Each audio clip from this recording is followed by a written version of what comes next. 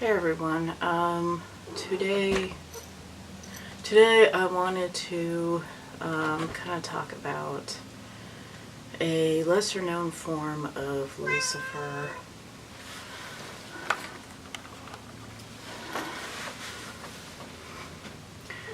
known as Chemosh. Hello, Jerry. Now, I've been working with Chemosh for a while, and it seems like there's just not enough books or resources that really talk about him. This is a mask of Lucifer that is often associated with war, strife, empowerment, and he is associated with Venus. Because he is the morning star still. And he's also known as Atar or Ashtar, not to be confused with Ashtaroth or Astarte. They have nothing to do with each other. A lot of people think that Ashtar is actually a wife and is not Chemosh. This is obviously incorrect. So, in the Baal cycle epic, when Baal goes to encounter Mot, Ashtar is the one that is seated. And he immediately says that he is not worthy to take the throne temporarily while Baal is missing. So, Ashtar Chemosh is a Moabite deity. He was a tribal deity, and unfortunately, through genocide campaigns and all, we really don't know that much because the cult of Yahweh, the Hebrews, who were also Canaanites. We know this because archaeologists are uncovering evidence that they were indeed Canaanites. Sorry, it's the truth. If you're Hebrew, you have Canaanite blood in you.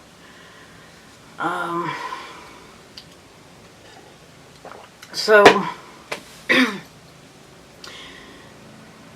the unfortunate thing is because of the Yahweh campaign of mass genocide, against the Moabites, we really don't have much knowledge about what Chemosh looked like, other than a few descriptions.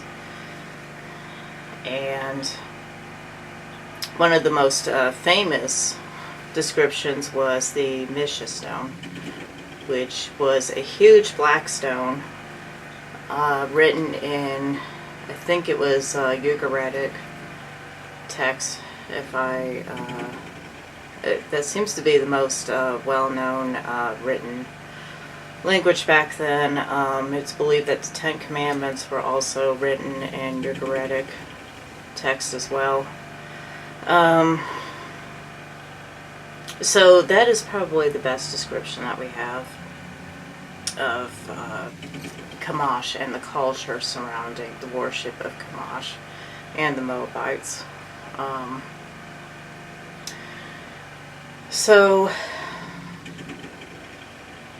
there are several passages in the Bible, of course, that villainizes Chemosh as an abomination of the people of Moab. Solomon built a high place to Chemosh at one point. He also built one to Moloch, which is kind of similar to Chemosh. He was a god of the Ammonites. The Ammonites were another close allies with the Moabites. They were another Canaanite people that were frequently villainized in the Bible. Oftentimes they allied with Moab against the Israelites. The Israelites were kind of a common enemy. So,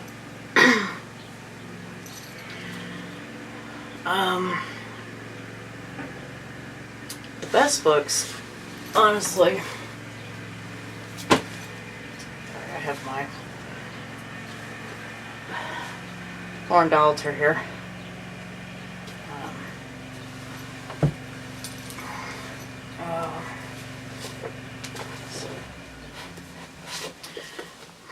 I did a book review on this. Divine Doppelgangers. Yahweh's Ancient Lookalikes. This probably has some really good, valuable information about Chemosh. Kind of compares Chemosh to Yahweh. The reason why it compares the two of them is they're very similar. They're both very jealous deities. They're both extremely monotheistic, tribalistic. They're also war gods. They're both war gods. So, the Yahweh in the Old Testament is not the same Yahweh as what Christians oftentimes perceive. Christians kind of took Yahweh and turned him into a benevolent father god. Yahweh in the Old Testament is a tribalistic war god, which is why he requires so many sacrifices. Blood sacrifices were his thing, which was common in war god worship. Chemosh at one point also received sacrifices, including child sacrifices. That was a common Canaanite thing. And yes, the Hebrews also participated in child sacrifice as well to Yahweh. We have archaeology evidence supporting this. In fact, there is a theory that Moloch and Yahweh are actually the same. I don't really subscribe to that, but some people believe that the term Moloch is actually a ritual that Canaanites, including the Hebrews, participated in.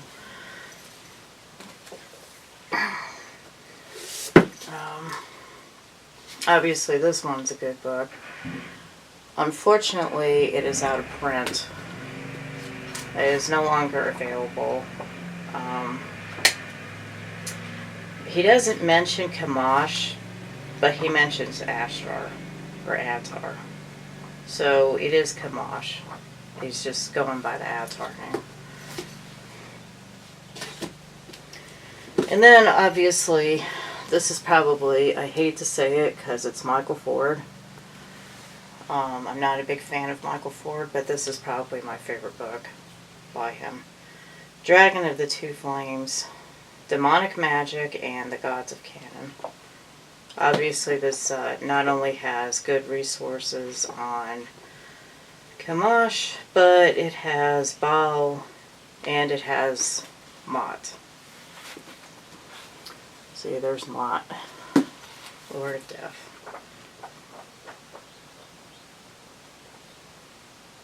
And his depiction of, or I should say his illustrator's depiction of Chemosh.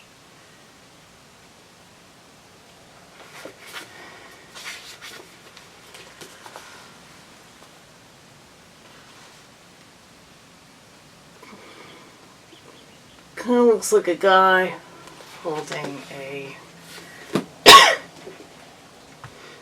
a spear. Let me bring this close for you guys. Here.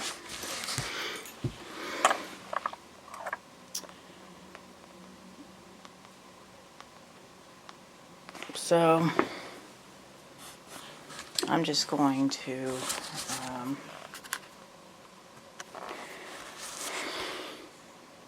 so Chemosh of fire and light.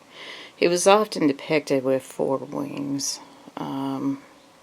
What little carvings and evidence that we have seen is he typically was. He had 4 wings.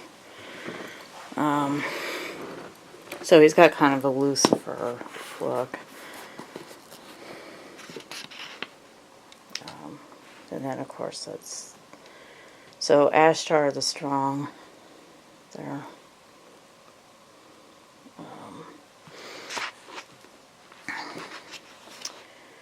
So this is a pretty good book. This is based on a stele that was found a long, long time ago. That's Misha, apparently. That's Astarte. So, and then that's Chemosh. Astarte was usually worshipped alongside Baal, Chemosh, and all these other deities.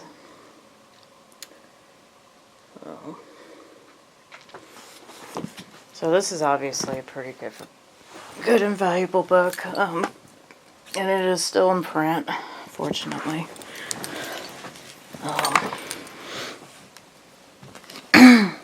This is probably the best book, honestly, that you're going to find about Chemosh that doesn't really villainize him.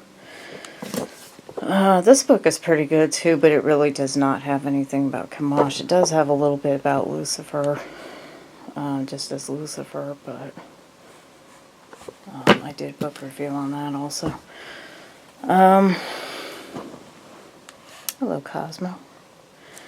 So, the idol that I work with when I work with Chemosh is, I typically work with this guy here.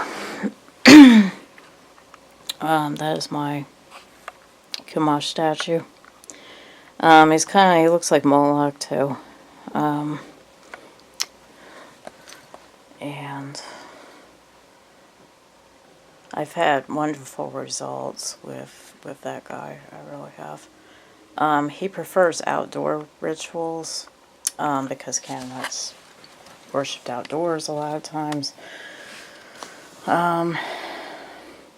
So I like to go to the altar, the abandoned altar that is in Patapsco Park there, over in Ellicott City, usually bringing my horned altar and bringing that statue.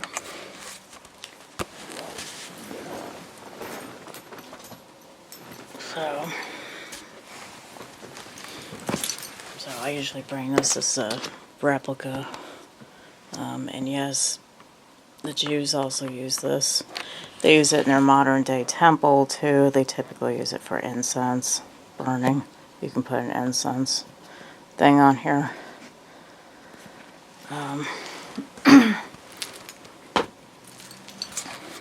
I don't think it's available anymore. I got it on Etsy, but that was a while back.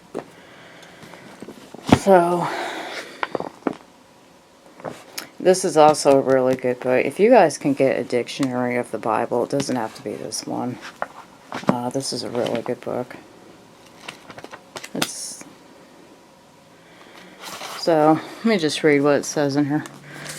Chemosh, meaning unknown, god of the Moabites. Moab is called the people of Chemosh. He was one of the gods worshipped by Solomon. His high place was destroyed by Josiah. In the speech of Josaphat,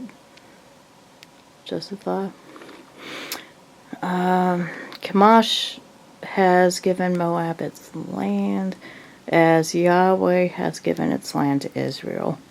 In the Moabite stone of Misha, Moab was defeated by Israel because Chemosh was angry with his land. Misha attacked Israel at the behest of Chemosh, who expelled the king of Israel. In his honor, Misha slew the entire population of the city. He built the high place of Carhal in honor of Chemosh. Nothing is known of his character.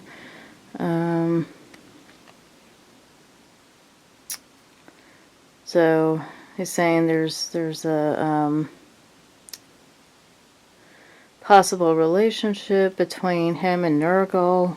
Actually, Nergal's associated with Mott. They're pretty similar. Nergal is like Mott's kind of war underworld side. Ashtar Chemosh mentioned in the Moabite stone is probably a female consort. This is incorrect, of course. But for the longest time, a lot of people believed that Ashtar was the same thing as Ashtartu. It is not.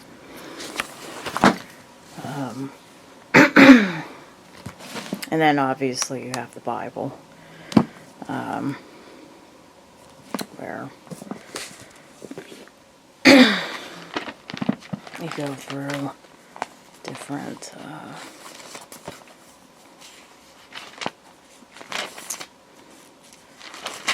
passages, and King James is really not my favorite for multiple reasons. It's just not, but so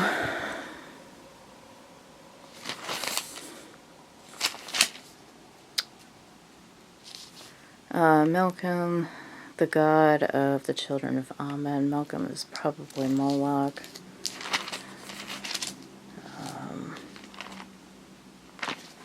So the Bible doesn't mention him as Ashtar, but pretty much the same.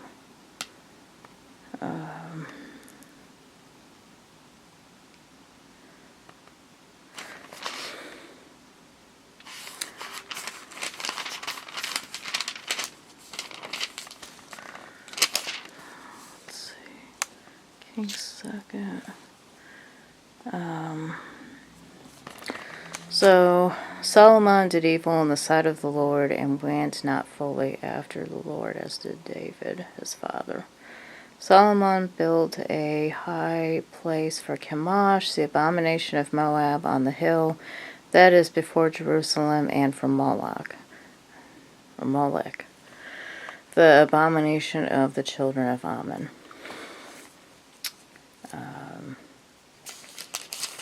Because he was seduced by the women of Moab.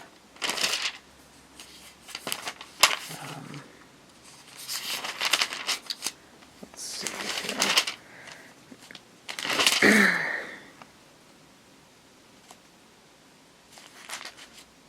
Kings.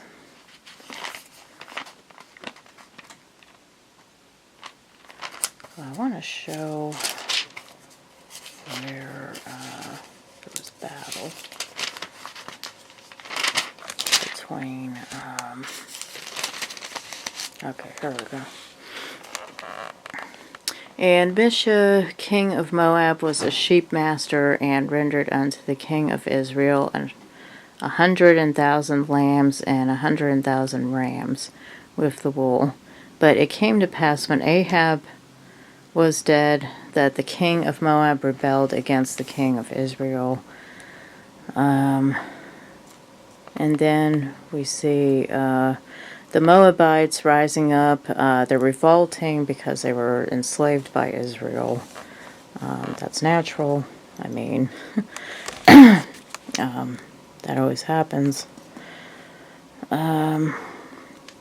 Israelites rose up and smote the Moabites. So things were going bad. When the king of Moab saw that the battle was too sore for him, he took with him 700 men and drew swords to break through even unto the king of Edom, but they could not. And then he took his eldest son that should have reigned in his stead, and offered him for a burnt offering upon the wall. And there was great indignation against Israel, and they departed from him and returned to their own land. Now, this is a this is whitewashing, really, what happened. Shoot, my phone is going off, of course. Send that to voicemail.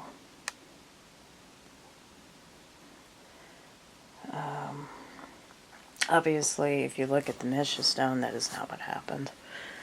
The Mishnah stone says that he actually slaughtered the Israelites.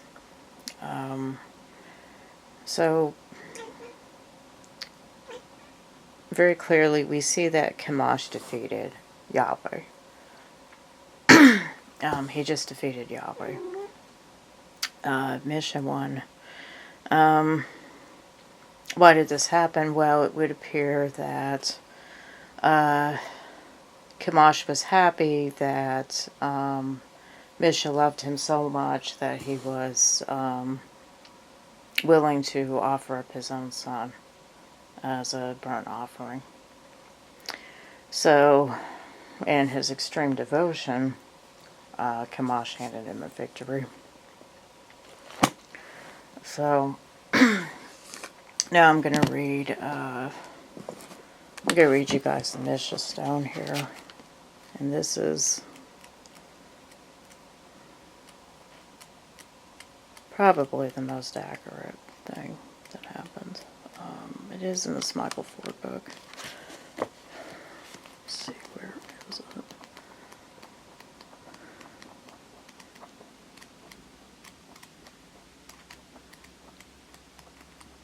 Probably should be prepared before I do this.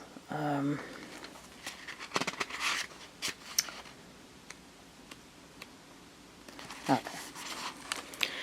People of Chemosh. So here is a depiction of the stone here. The Moabites were Canaanite who settled in what is now part of the region of Jordan. Composed of several tribes which settled into the area. Cities soon developed. The Moabites were a majority sheep herders. Their kingdom was a small one between Gilead in the north and Zered in the south and eastern shore of the Dead Sea. Israel had conquered the lands of the Moabites and extracted a burden of tribute in sheep from the tribes during the time of Ashur Epli II led the Assyrian war machine through the Levant and conquered anything which did not submit to his rule. The Assyrians led a new strategic concept of unconditional subjugation to his enemies. So Misha, the Moabite king who united the tribes, did not join the Syrian coalition, as he must have understood the consequences and admired the Assyrian structure of command.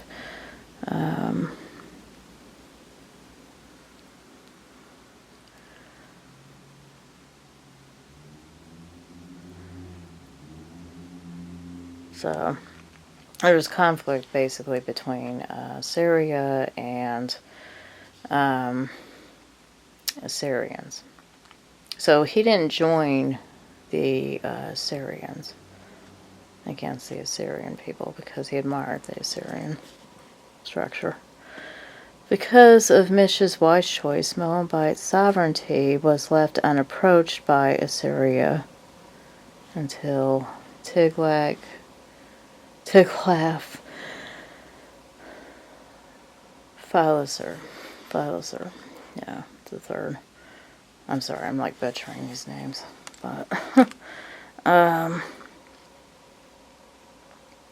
so I'm just going to go to the Moabite stone now. I am Misha, son of Chemosh, king of Moab, the Dibonite. My father had reigned over Moab 30 years, and I reigned after my father, who made this high place for Chemosh and Korho. So I would also like to point out, so the reason why his father was named Chemosh was because it wasn't uncommon for people to be named after their tribal god. So that was his patron deity. Because he saved me from all the kings and caused me to triumph over all my adversaries. As for Omri, king of Israel, he humbled Moab many years, for Chemosh was angry at his land, and his son followed him, and he also said, I will humble Moab. In my time he spoke thus, but I have triumphed over him. and over his house, while Israel hath perished forever. Now Omri had occupied the land of Medeba, and Israel had dwelt there in his time and half the time of his son Ahab 40 years. But Chemosh dwelt there in my time, and I built Baal-meon, making a reservoir in it, and I built Queriatan. Now the men of Gad had always dwelt in the land of Adaroth. When he says Gad, a lot of people think that Gad may have been an early name for God, the term God. So it's possible that he's saying the men of God. Which in many ways would make sense because the Hebrews never used his name. They're not permitted to speak it, so they always went by God.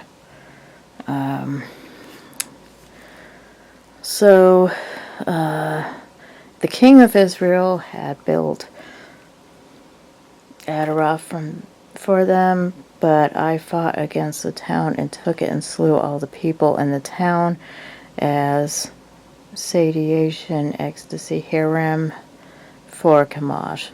So basically a holy ban, also known as harem, was something that a lot of Canaanites did, including Israel, where they would kill every man, woman, child, animal, and burn down all the house and all that. So that was a common thing. They're still doing it to this day. I mean, look at what Israel's doing to Palestine. They're basically just killing every man, woman, and child out there. That's basically classic Canaanite war strategy, is just kill everybody. And I brought back from there Erel, its chieftain, dragged him before Chemosh in Kerioth, and I settled there men of Shebron and men of Mahareth. And Chemosh said to me, go take Nebo from Israel. So I went by night and fought against it from the break of dawn until noon, taking it and slaying all 7,000 men, boys, women, girls, and maidservants. For I had devoted them to destruction for the god Ashtar Chemosh. And I took from there the rams of Yahweh, dragged them before Chemosh. And the king of Israel had built Jahaz, and took it in order to attach it to the district of Dibon. It was I who built Korhab, the wall of the forest and the wall of the citadel. I also built its gates, and I built its towers, and I built the king's house, and I made both of its reservoirs for water inside the town, and there was no cistern inside the town of Korhab. So I said to all the people, let each of you make a cistern for himself and his house. And I cut beams for Korhab and Israelite captives, with Israelite captives. So he enslaved a lot of the captives. I built a warrior, and I made the highway in the Arnon Valley. I built Beth Bamoth, for it had been destroyed. I built Bezer, for it laid in ruins. And the men of Dibon were in battle array, for all Dibon as my bodyguard, and I let the captains of centuries rule over the 100 towns which I had added to the land, and I built 30 Medeba and Beth Divla, and set there the land. Dwelt in it. Chemosh said to me, go down and fight against Heronins, and I went down and I fought against the town and took it, and Chemosh dealt there in my time. So, when one works with Chemosh, immediately what will happen is the results that I have gotten from working with this particular mask of Lucifer, which is actually my most favorite mask, actually, of Lucifer, is you can expect kind of some fast results because he is a war god. If you are in a time of trouble, you can kind of ask for victory from him. So he can help you win like a court case or some kind of battle. This is actually the Chemosh necklace that I have. So, yeah.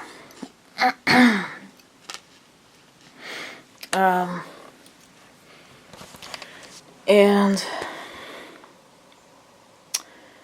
there was a time where I had a cat that was very sick. He had heart failure, and the vet called me up and said that we might have to talk about putting him down. And I just wasn't ready, and I went outside, and I got an altar together. I brought the statue of Chemosh outside, and I got down on my knees, and, I lit a candle, and I said, Lord, Chemosh, Lucifer, do not make me have to make this decision, and all that, and I was in tears. Literally, the minute that I walked into the house, the phone rang again, and the vet says, well, maybe we can adjust his medication. So, you will get immediate results sometimes when you work with him. Do you have to do sacrifices? Lucifer does not require sacrifices, living sacrifices. You do, as you can see, I gave him some food during Easter, and I typically feed him vegetarian food because he really doesn't want meat anymore on his altar. Animal sacrifices are really just not his thing. That's what I have found when working with Lucifer. So, but, yeah, I mean, I highly recommend that people do things with Chemosh. I really do. If you are into working with Lucifer, I just think it would be great if people gave Chemosh more attention than they normally do. Because a lot of people really don't know about Chemosh. So, another god that is very similar to Chemosh is Set. And I also have done work with Set too. I find that they have same energy. Set is another mask of Lucifer. Like Chemosh, he's kind of warlike. He's got kind of more of a direct, fiery energy. He's associated with the desert. He's associated with foreigners and all that. They are kind of similar in their energy. So, if you've worked with Set, you're going to find kind of some similar results with Chemosh. Personally, I like working with Chemosh a little bit more than Set. I used to work with Set a lot when I was in high school. I still have a statue of him. Actually, I had moved him because I had to make room for some of the food here. So, he also has some chocolate here too. Lucifer does like a lot of sweets. He does like popcorn. He likes nectar or honey on his popcorn. Or even caramel if you like, you know, if you have that. He just likes sweet popcorn. So he likes a lot of stuff. He's got some asparagus on that plate. He has unleavened bread there that is used for Passover. It is unsalted because I don't like the salt personally. And a lot of spirits really don't like salt because that's a Yahweh thing. So he does like, I mean, I don't want to get in trouble with YouTube, but he likes cannabis also. He's a big fan of that. So sometimes when I do rituals with Lucifer, I'll puff away at some of that and blow the smoke on him. You know, or just leave it burning on the altar.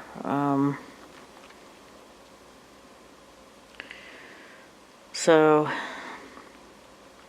the sacred animals typically include peacocks, bulls, trying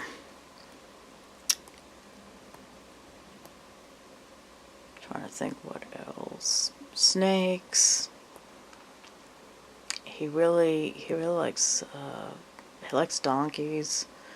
Obviously, especially the set form, especially the Christ form. You know, I know a lot of people don't subscribe to that, but that's one of the reasons why he doesn't really like blood sacrifice anymore.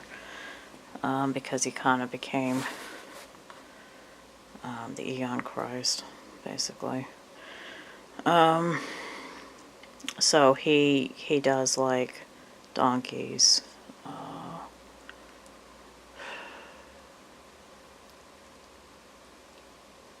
He likes foxes, he likes coyotes, he likes wolves.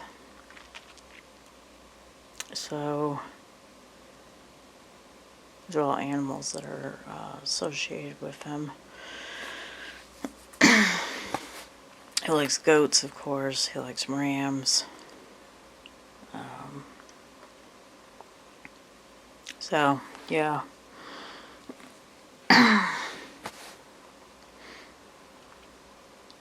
And his wife, of course, is Sophia. So, it's not Lilith, it's Sophia. I will be doing a video where I talk about Lilith sometime. She's not really my favorite deity to work with. My goddess is always going to be Sophia. But I feel like I do need to do a video about Lilith. So, if you like this video about Chemosh, please hit like and subscribe. Thank you.